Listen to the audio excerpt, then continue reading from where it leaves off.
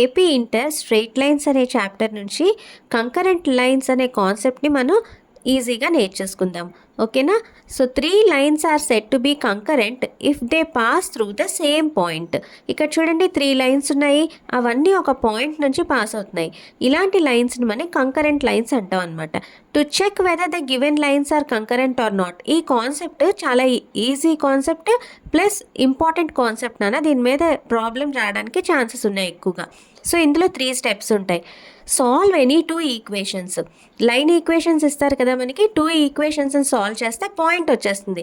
ఆ వచ్చిన పాయింట్ని థర్డ్ లైన్ ఈక్వేషన్ మీద సబ్స్టిట్యూట్ చేస్తే అది కానీ సాటిస్ఫై చేస్తే ఆ ఈక్వేషన్ని, ఆ లైన్ ఈక్వేషన్ని, అప్పుడు ఆ 3 లైన్స్ కంకరెంట్ అంటాము. So step 1, solve 2 line equations, then we get a point xy. Substitute this point xy on the third line equation. If it satisfies the equation, then we say that all the 3 lines are concurrent. So ఒక చిన్న ఎగ్జాంపుల్తో మనం నేర్చుకుందాం.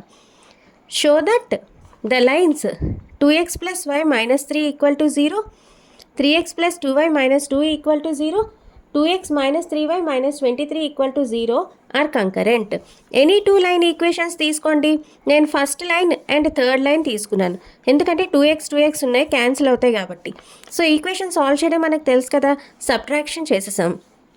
So 2xలు పోయాయి, y వచ్చేసింది -5 అని. Next y వాల్యూని first ఈక్వేషన్లో substitute చేస్తే మనకి x4 వచ్చింది. సో 0.4, -5. అది థర్డ్ ఈక్వేషన్ ఏంటి, మనకి లైన్ ఇంకొకటి మిగిలింది 3x plus 2y minus 2 equal to 0. దానిలో వేయండి 3 into 4 plus 2 into -5 minus 2 is equal to 12 minus 10 minus 2, that is 0. So వచ్చేసింది కదా ఈక్వల్ టు 0 అని. therefore all the 3 lines are concurrent. Next example చూడండి. Find the value of p if the lines, ఈ 3 lines concurrent అయితే. Okay, so first 2 lines తీసుకున్నాం, ఎందుకంటే third లైన్లో p అనేది ఉంది కాబట్టి అది సాల్వ్ చేయలేము అప్పుడే.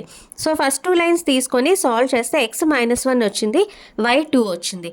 సో -1, 2 పాయింట్ని థర్డ్ లైన్ మీద సబ్స్టిట్యూట్ చేస్తున్నాం. అంటే p into -1 plus 4 into 2 equal to 6, -p plus 8 equal to 6, -p equal to 6 - 8, that is -2. So p equal to 2 వచ్చేసింది వాల్యూ. ఓకేనా? సో ఆల్రెడీ ఈ 3 కంకరెంట్ లైన్స్ అని ఇచ్చేసారు కాబట్టి మనం ఇలా ఫస్ట్ 2 లైన్స్ని ఫస్ట్ 2 లైన్స్ని మనం సాల్వ్ చేసి ఆ వచ్చిన పాయింట్ని థర్డ్ లైన్ మీద సబ్స్టిట్యూట్ చేసి p వాల్యూని ఫైండ్ చేసాం. ఓకేనా?